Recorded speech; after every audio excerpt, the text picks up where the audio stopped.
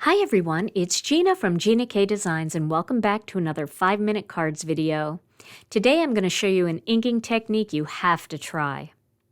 For the background of my card, I'm going to be using this 3D diamonds plate. You can also use our basket weave plate, and what you can see here is I cut 2 of them out in white cardstock and I adhered them together to add a little dimension. Now I have a piece of white cardstock here, and I'm going to be doing a direct-to-paper technique where I take the ink cube and I just rub it in diagonal streaks down the cardstock to create the look of stripes. I'm not going too close together, and then I'm going to lightly go over the white spaces in between just to fill them in, but not to make it a solid color.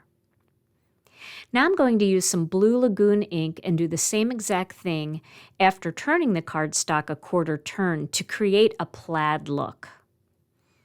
Now this is a fun background technique that can be used all by itself as a background for any card. And you can see I'm filling in just a little bit more there. And then I'm going to use a Tranquil Teal ink cube to define some lines in my plaid pattern by just turning the ink pad a little bit to just catch the edge. Now once I completed that in both directions, you can see it makes a super cute plaid pattern that's great for a background, but also great for die cutting. So I'm going to use one of the leaf elements from the Foliage Fillers die set, and I'm going to cut 3 of these out from this pattern paper that I just created. This is a delicate design, so it's a little easier to use something like your pick and stick tool to poke out the little hole on the stem and then gently pull it out of the die.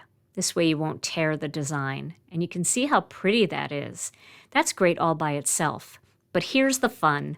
Now I'm going to take the Tranquil Teal ink cube once again, and I'm going to just swipe over the edges of each leaf, just around the edges and then around the tip, just to really deepen that and give it lots of depth and dimension. These are so pretty and vibrant, and that just makes it look so three-dimensional. Again, I'm going to do this to all of these, and you can see each leaf is different depending on where I cut it out of that pattern paper, but all of them look great with that little edging. And you can do this with leaf die cuts, you can do this with flower die cuts, any kind of pattern that you have, any kind of foliage that you have, it looks so great.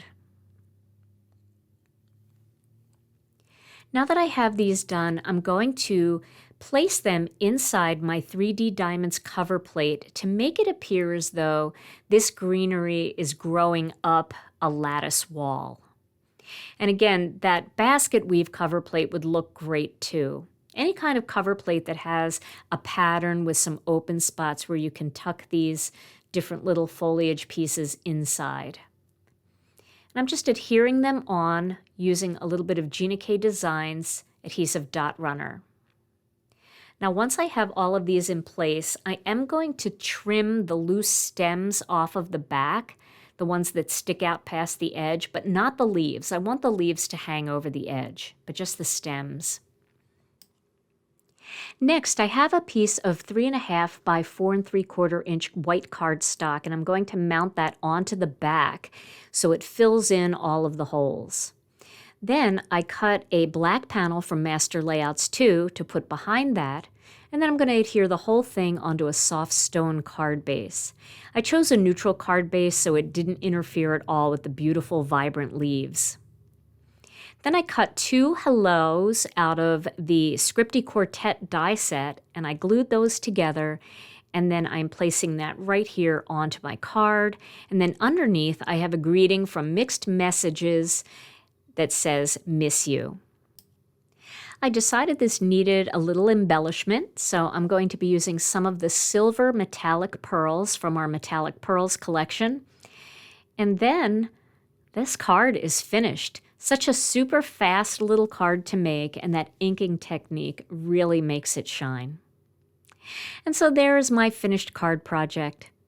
Well, I hope you enjoyed today's 5-minute card video, and I hope you'll give this one a try. Stay tuned to my channel for more 5-minute card videos and more Stamp and Chat videos too. Thanks so much for watching, and I'll see you again real soon.